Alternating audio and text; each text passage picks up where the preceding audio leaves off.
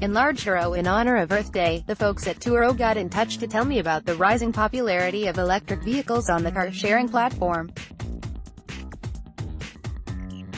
For the uninitiated, Turo is a site that lets people rent out their vehicles when they're not using them, and yes, it includes insurance in case the renter does something they're not supposed to do.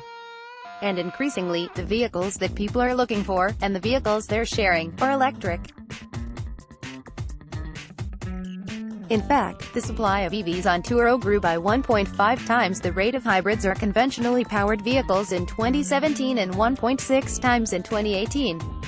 The growth in demand is lagging a little, but demand for EVs still grew at 1.4 times the rate of hybrids and conventionally powered vehicles in 2017 and 1.5 times in 2018.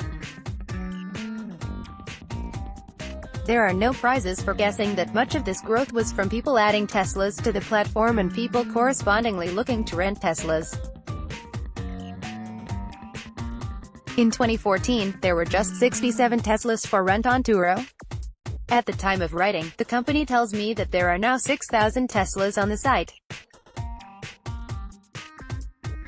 EnlargeTuro, as we discovered in January, the most popular car to rent on Turo last year was the Jeep Wrangler, and for 2018 none of the top 5 most rented cars were battery EVs. But the Model S was in 6th place back then, with the Model X in 10th and the new Model 3 just one spot behind. It's fascinating to see how popular EVs have become over the last year, explained Andre Haddad, Turo CEO. The Model 3 only showed up last spring, then started to take off in the summer as more people got their cars. And in Q4 2018, the Model 3 had overtaken the Model X. Haddad also owns a Model S, Model X, and Model 3, all of which he rents out on the platform. Haddad draws a few insights from the increasing popularity of BEVs on Turo. Analytically, we realize that EVs continue to be more expensive to acquire than an internal combustion engine vehicle, so the economic reality for sharing is more valid. Secondly, the cost of running an EV is a lot lower, so you can earn more per mile as an EV host, he told ARS.